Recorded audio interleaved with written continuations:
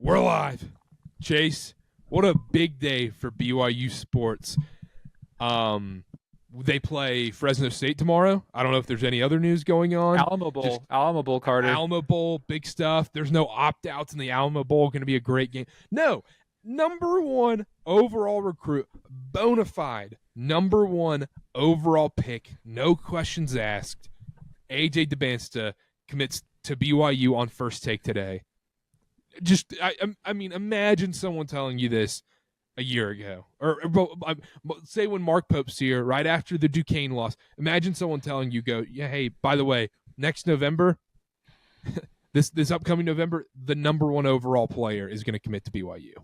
The number 1 overall player who is being compared to LeBron James as a high school recruit. Like, I still can't wrap my head around it, Carter.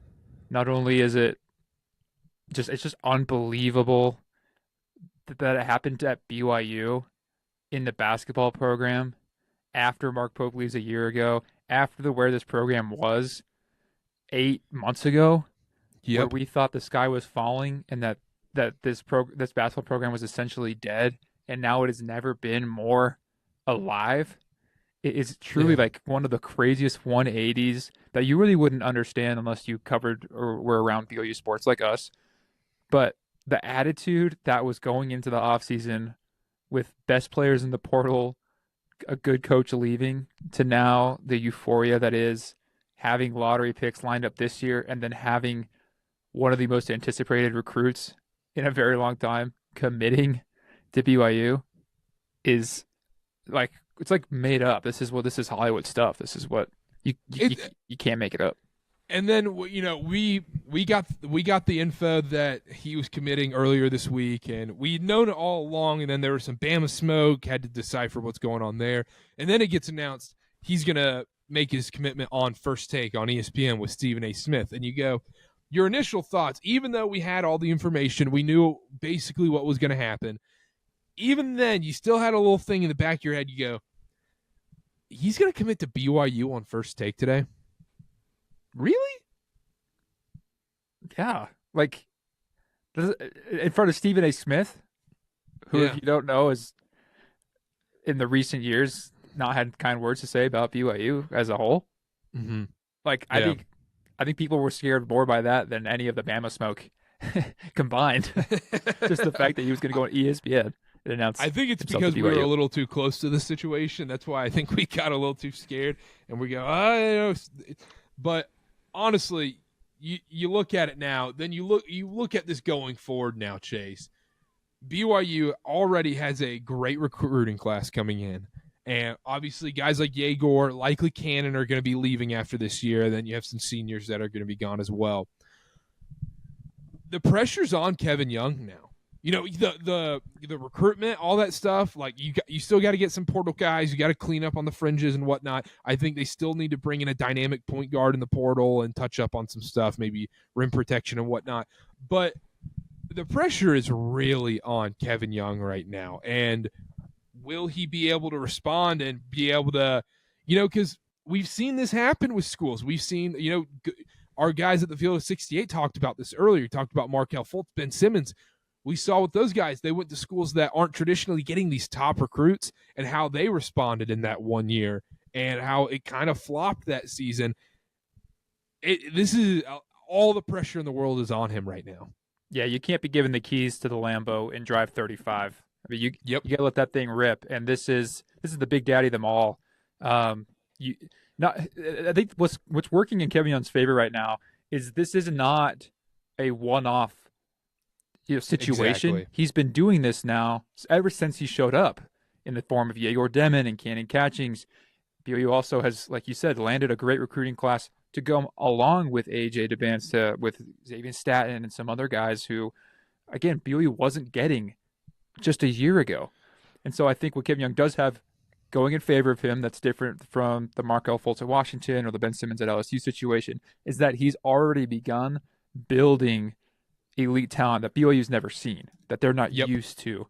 But that being said, like you can't come with AJ Dybantsa and, heaven forbid, miss the tournament, heaven forbid, just lose the first game. Like, you got to do something here with this kid. But that's in the future, and I got to give Kevin Young and the whole coaching staff, everyone, recruiting, everyone pretty much that is involved with BYU basketball, huge props, because this isn't – there's no win and loss column here. This isn't on the court, but this is a huge win. This is program defining, program changing, culture shifting. This is huge, and it doesn't have anything to do with what's on the court, but big moment for BYU.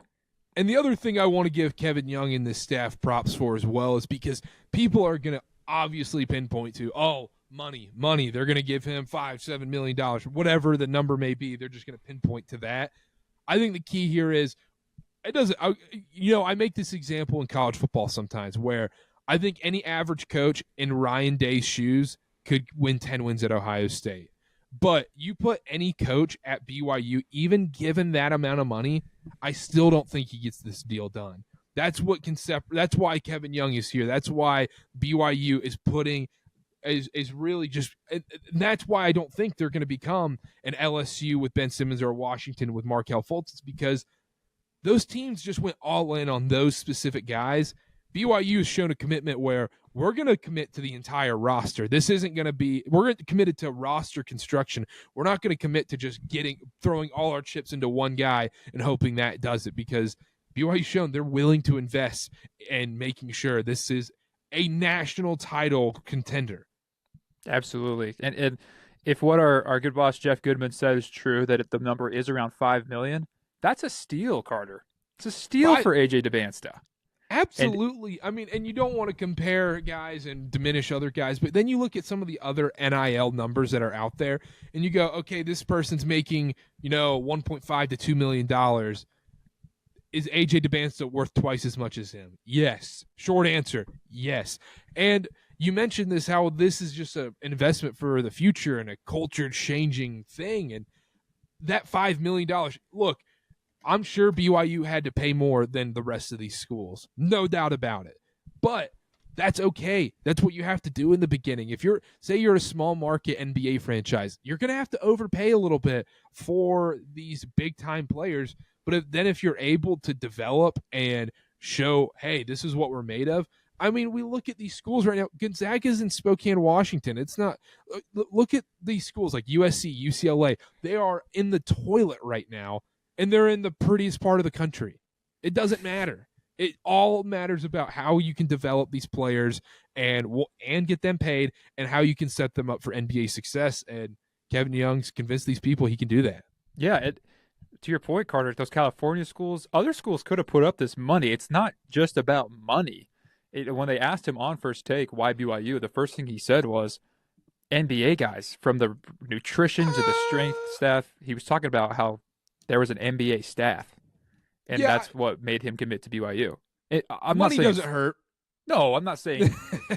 Of course, BYU had the best bid, right? Yeah. But I'm saying there's other things involved, and I don't care how much money you throw at him. If Kevin Young's not on the staff, AJ's not coming to BYU. Yeah, if Idaho State says, "Hey, AJ, we'll give you $10 million," he's not going to Idaho State. Exactly. That's what I'm saying. So it wasn't just about money. He talked about how there's an NBA staff here at Provo now. Kevin Young has built the right guys, and he's like, I want to be in the NBA, and these guys have NBA experience. They know what it's like, and they were the best spot for me to learn and develop. And yeah, he made a buttload of money, which is the new normal. Still at a discount though. And you're talking about AJ as the player at this point now. The dude, you watch the film, and I stopped watching high school recruit film a while ago, and then when the AJ stuff to BYU ramped up, I was like, all right, I need to catch some full games, because usually I'd be like, a lot of this is a waste of time and whatnot. And you watch these courtside film videos. They could make me look like the next Steve Nash in these videos, because it's just cut perfectly. But you watch the full games, and it is so refreshing to see a player give a crap on every single play of a game. It's not really taking possessions off, especially if you watch him in that Boozer Twin game. He made sure every possession he was there defensively. And we talk about one-on-one guys at BYU, how they can struggle sometimes to getting those true one-on-one guys. I don't know if there's a better player you could get than this guy. He is going to be your, hey, it's a tie ball game. It's 20 seconds left. Who's getting the ball? AJ 100% of the time. Yeah, I think it'll maybe even be like, we don't even know how to play. Let's ISO this sucker. ISO, yeah. Let him go to work because he's that good. He's that talented. He's that long. He's got that size. People have been comparing him to like Kevin Durant, the way he creates shots for himself. I mean, he loves the pull up. He loves mid range, shoot threes. He also is not afraid, which I love, to take it to the basket. He's got a decent floater game, and he's just not afraid to also play big. But he's got an amazing handle. I mean, I don't even know what there is to not like about this guy. And everyone who knows probably more than us has talked about and analyzed him and put him in the draft stock. But I just can't believe he's at BYU, and I can't believe he gets to come to the Marriott Center floor, 20 times next year and show everyone what it's all about. There's going to be, Carter, some really big games next season for BYU. Some really, really big games. We'll talk about that after this break. Next season, we are going to see the best non-conference schedule we've seen out of BYU. I still think there's going to be a bit of the Big 12. Let's play a lot of these teams that bump up our net rating and whatnot. It happens in every conference and whatnot. But we have it on good authority that Duke and BYU is likely going to happen next season. What an insane sentence. What a crazy. I know. We're getting what a crazy what's even sentence. Crazier about that, you could say, oh, Duke scheduled BYU, cool. We're getting Duke BYU as the main event, likely in Las Vegas. And what we saw with Duke Kansas this year, Kansas is getting bumped out. This is Duke BYU right now. And we're going to see the number 1 overall recruit versus the number 2 overall recruit facing off against each other. And it's Duke BYU. I like, that is the craziest sentence I think you could utter. And it'll be in November. Yeah. Like, it's not even, it's non-conference. And let's not brush aside all the Big 12 games that BYU will now be featured in. They'll probably most likely play Kansas twice. They might have, they're going to be top 5 in nationally televised games. Everyone's going to be talking about them. This is what I mean when this is levels beyond just basketball for BYU. When you have the guy, you are all of a sudden the school to talk about. And they were on First Take, for crying out loud. Again, it was just for him, and that's credit to how amazing he is. But guess what? He's at BYU now. And on First Take, they're still going to talk about him. On NBA Today, they're going to talk about him. On every college basketball show that you see, they're going to talk about him. Provo, or at least some school, is going to get college basketball game day. I don't know if is that the name of the show? I'm sorry. Yeah, college game day, whatever. They're going to get every big guy is going to come to Provo. They're going to come to town to see him. It's different now. I don't think people and BYU fans, maybe in the city of Provo, realizes how different it's going to be. And it manifests its way in these amazing, incredible games that we're going to get to see next year for the Cougs. And you're going to see guys coming to these games, not just scouts and big-time media personalities coming to these games, but real celebrities are going to be showing up at the Marriott Center. Think about this 2 years ago, Chase. We're talking about Loyola Marymount versus BYU, and, it's a decent crowd there. The Marriott Center always shows up and whatnot, but BYU and the WCC, kind of not doing so great in that year. And now think about this. We're talking about the number 1 overall recruit coming here. I know I keep mentioning that and how crazy it is. It's just still so crazy. And you mentioned how much more attention this is going to have. And that goes back to my point with the pressure that puts on Kevin Young and the staff to put together the right roster around AJ to make this as successful as possible, because I think there's going to be some big changes. I think there's going to be guys that leave you might not expect potentially. And I also think there's also a lot of season left, and we'll see how that goes and whatnot. But also the transfer portal is going to have to be huge for this thing, because I understand you want to get these high school level guys that are elite and whatnot. You have to blend it with seniors. You have to blend it in with experienced guys. And the point guard position is going to be key, because I think they need to retain Dallin Hall, and I also think they need to go out and get a dynamic point guard. But they also need to get a point guard that's also willing to be unselfish, because you don't want this to turn into what Auburn had a couple years ago with Jabari Smith, where those dudes were never passing him the ball. It was catch and shoot. He was a catch and shoot guy. No, AJ needs to be running the show. Absolutely. Yeah. And, it feels weird to already be talking about like next off season. We're already, We still have a lot more December. season to talk about, but right. We can talk about Fresno State. No. No, but what I was going to say is I think BYU is also going to become a more attractive destination for transfer guys. I mean, who doesn't want to, one, play with AJ Dybantsa, the #1 overall player in college basketball and surefire #1 pick, and also get all of the national attention. Every game you're going to be scouted. Why would you not want to come play with this cat and at BYU? I think this is big recruiting bump for BYU just to win this one recruiting battle. It has to go well, though, Carter, and it has to be a good season. Otherwise, if you recruit, you say they got this cat, but they didn't even play good, right? And you could see problems on the court. Then that's where it could be a negative for BYU. So, again, like we've said a few times, pressure's on Kevin Young. You got to show out. You got to perform. And I think that starts with this season. Coming back to what we're in right now, we've obviously not seen what we wanted to see from the past 2 weeks from the Cougs, dating back to Thanksgiving, and dropping a couple games that we think they really should have won or at least been more competitive in the Providence game. You got to start now to build this foundation. You got to figure out your offense. You got to figure out your defense. You got to know who you trust and know the rotation. Figure out college basketball in general, the way the game flows, the way that it's different than the NBA, and how to manage the 2 20-minute halves and every one of those intricacies that we know and love about college basketball, because it is very different. And so he's got to figure that out. And that's the other thing, is the successful college basketball teams are not ISO teams. That's another thing that's going to have to get figured out, because that's going to be a weird dynamic, because obviously they're going to want to play a lot of ISO ball with him, and that he should. He's that good. He's going to be able to go one-on-one against anybody in the country, but falling into that trap too much, and we've seen that a little bit this year where it's a little too stale on the offense. That has to change. There's no question about it, because if that doesn't change, you're not going to be successful in college basketball. There's not enough space in the college game to play that way like his Phoenix Suns teams did. Yeah, and I think this year's good for him, and I think the fact that AJ's coming next year is good for him to figure that out. I think we may still see some growing pains with this team, but I think they're going to be necessary, and I think at the end of the day they're going to help. I don't want to look over this team in this year, because they're still crazy talented. I mean, we still have lottery guys to talk about.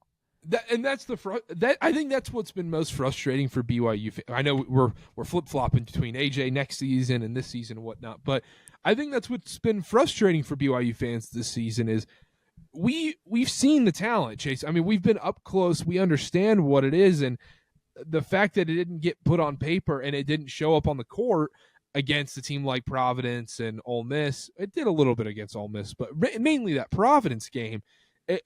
Those are concerning, and that's what's frustrating. Is you see the talent, you see the potential, and seeing it not come together is quite frustrating for BYU fans, I think.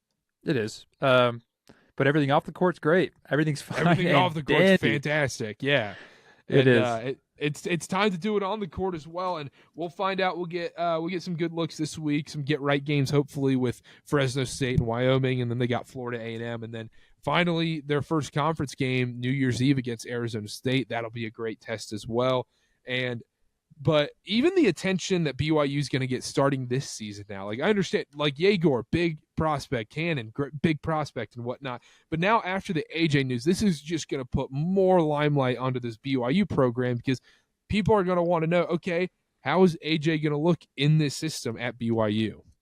Yeah, absolutely. Like you mentioned, it already has been more so than still probably ever, is that maybe the Jimber days. It's going to be even more so. Because I think if you're a regular college basketball fan, you don't really think of BYU all that much, because they're not anywhere near blue blood. They're actually, in the past 20 years, have missed more NCAA tournaments than made them. They haven't won an NCAA tournament game since like 2013. You don't think about BYU a lot, but all of a sudden they've become a college basketball household name and a household school that you are paying attention to all the time now. And simply because of names, because of these guys, and because of what they're doing. And that's what it comes down to. This is what college basketball is all about. You got to find the right kids, and they found what we believe obviously is the right one, the best ones. That's for dang sure. At least that's what people have evaluated. I don't mean to pour salt in the wounds here, but is this the worst week in Bama sports history? This is the worst 3 days, I think, ever. You missed the college football playoff, and then you miss out on the number 1 overall recruit. After, I mean, they were getting excited there. I mean, people were blowing smoke all up their butts, and it just like all came crashing down. Yeah, well, they have one heck of a team this year still, so they're going to be very relevant. They'll be all right. I think they'll be all right.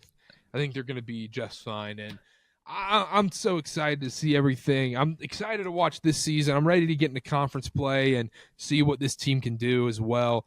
Any other thoughts on AJ coming to BYU before we wrap up? Does this make BYU a basketball school? Yeah. I thought the same thing. I think they have to be now. Have to be. Yeah, because it doesn't seem like the same level of commitment and investment is happening on the football side. Like, I think it's still they're doing a good job, but it's not the same level. I mean, BYU next season could arguably have the most expensive roster in college basketball. Yeah, at least from the interior perspective, they're putting more into basketball than they are football, which is interesting. And I don't want to. We don't really know much about that, but football's coming off a 10-2 season, tiebreaker away from going to the Big 12 title game. And football, as we know, it just makes more money. So it's interesting to see that BYU's invested in this, and that's shout out to some big time, investors in this program, namely, guys like Ryan Smith and Danny Ainge who want to see this squad succeed. Yeah, Trilly tweeted out the B in BYU stands for billionaire. So it's true at this point. At this point, exactly. The last thing I'll say on this especially about the investment part of things, you're putting up $5-7 million for AJ and whatnot, and we've discussed this a little bit, but this truly is an investment for the future because you see this $5 to $7 million valuation now. That's only going to, I mean, we talk about this in 10 years. The number 1 overall recruit's going to get 15, 20, 25, 30 or whatever. But it's also, you're setting yourself up now to where, you know what, we make this investment now. We become this basketball school. We become this place that people truly want to come to because you look at teams like Auburn. Auburn was not a basketball school up until what? I mean, 2019? Alabama. These teams put up legit investment, and they're reaping the rewards right now. And I think looking at the Alabama-Auburn path is what BYU should be looking at. I mean, the Auburn and Alabama are nationally relevant, 2 of the 4 best teams in the country at the moment. And now they're in on every recruit, and it doesn't shock people when they say, oh, by the way, that recruit's considering Auburn. Oh, that recruit's considering Alabama. Most people would have probably thought AJ was going to Alabama today if they didn't know anything else. They just saw the 4 teams on that list. So the investment now will pay off huge dividends going forward if it is somewhat successful. I'm not saying they have to win a national title. They got to make the second weekend. Have to. And I think I don't want to call it a failure or anything else, but it would be disappointment for sure. So it would be an utter failure if it is not a tournament team. Yeah, especially, I mean, just business wise, like you put in all this money into this roster and coaching staff, and you couldn't do it, then it needs to happen. I think it will. I don't want to be skeptical. What would be a worse investment? Putting up, millions for this roster and they miss the tournament, or hawk to a coin? Oof. Hawk to a coin could make a comeback. You never know. Yeah, that's the thing. That the coins never actually die, so it could come back. It's true. BYU only has 1 shot. That's true. BYU's actually really set the market here, Carter. And we've talked about this months ago when we first discussed AJ. But like you said, 15 years from now, a guy like AJ is going for triple what BYU's getting him for. He's going for 15, 20 mil. Talk about NBA contracts. You think about it 10 years ago. Imagine someone telling you that all the top dudes are making $50+ million a year now.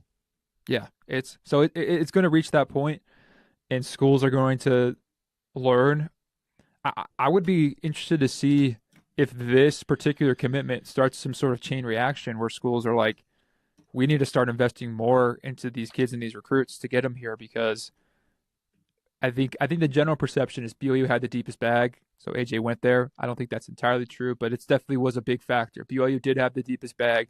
BYU was paying him the most, and that's why he's going. That's part of the big reason why he's going there. So are other schools now going to see this and start to invest more? Are they going to put more money into their college basketball programs? Are they going to put even more millions and start tempting guys over $5 million years down the road? You don't think so? I don't think so, because I don't think there's enough money. I think there is a cap in this sport to where you can pay for these guys. Football, I think it's a little different, because I think people are willing to put up more money for football because there really is that reward right there. But I don't think people that have that level of money at BYU can sustain that for year after year. And I think BYU can, and I think that's why BYU is going to be a player in this thing for a long time.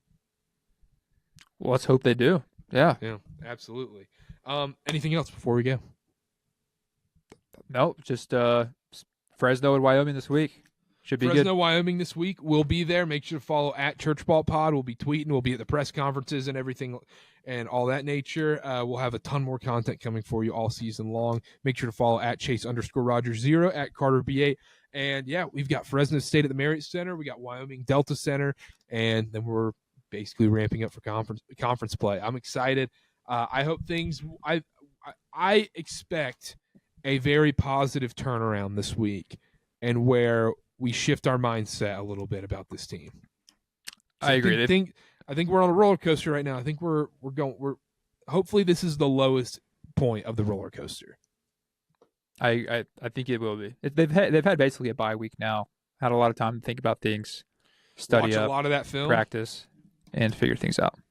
Yeah, absolutely. But anyhow, all right, make sure to subscribe to the show at Field of 68 Podcast Network. If you're listening on Spotify or Apple, hit that follow and subscribe button. Give us a 5-star review as well. That helps out a ton. And we will see y'all after these couple games this week, and we'll talk about them.